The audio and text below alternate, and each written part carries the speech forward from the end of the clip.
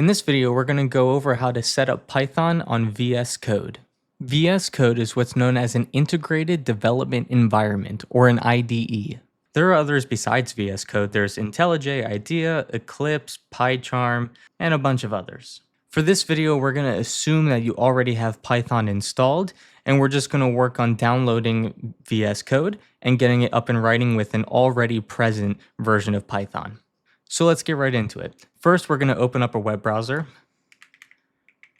and we're going to look up VS Code, and it should be the first link. We can click the download link right here. I'm on a Windows machine, so I'll choose Windows 10 and 11. And then it'll download the setup file, and once that's done, we can click on it, and we get the setup. Make sure you accept the obligatory agreement, and then click Next. And here, much like when we downloaded Python, you'll see that the default location is this app data, local programs, and Microsoft VS Code. I'm particularly picky about where I download programs, so I'm actually going to create a new folder. And if you open up the browse here, we don't actually have the capability to create that folder from this window. So I'm actually going to cancel this real quick. And I'm going to open up my file editor. And I'm going to go to my user folder. And I'm just going to create a folder for programming in general. And then in this folder, I'm going to create another folder. And I'll just call it IDEs. And I'm actually going to pick this folder. So I'm going to stop there, and I'm going to bring up that setup file again. And accept, next. And I'm going to browse to that folder that I just made. Programming IDEs. Awesome. And you can see it adds a subfolder in there for Microsoft VS Code already. And then I'm going to click Next. Again, this is a personal preference type thing. I personally don't like adding any additional files if I don't need to my computer. So I'm not going to create the Start menu folder, but you can feel free to do this. It doesn't really add anything. And then we have some more options. Again, I'm very particular. You can alter these however you like. These two right here, the Add Open with Code action, the Windows Explorer file context menu. This just makes it easier to open files using VS Code. Like when you right click it, it'll say Open with Code, and you don't have to search for the application to open a new file type.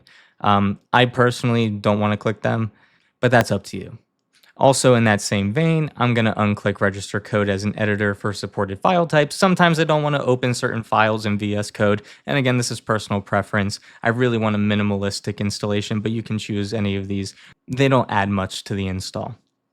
I will, however, keep Add to Path selected. This will set a path variable to the code.exe, which in terminal means if I type code, whatever folder I'm in, it'll open Visual Studio Code from that folder. And then I'll click Next. And then just double checking everything. Again, I have a very minimalistic installation here. I'm going to click Install. And then once that's done, we can go ahead and launch Visual Studio Code. Now, there are a ton of features in VS Code.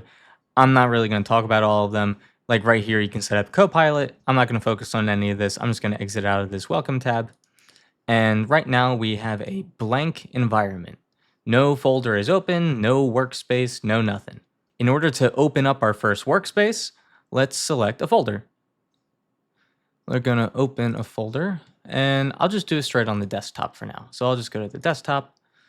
Now there's files on my desktop for various applications like Chrome, Recycle Bin. And this is just going to ask me if I trust the authors of the software that is located on my desktop. These are all professional applications, so I'm just going to click yes, I trust these authors. This will happen a lot if you download code from like GitHub or other resources. It'll always ask you if you trust the source code that you're trying to open.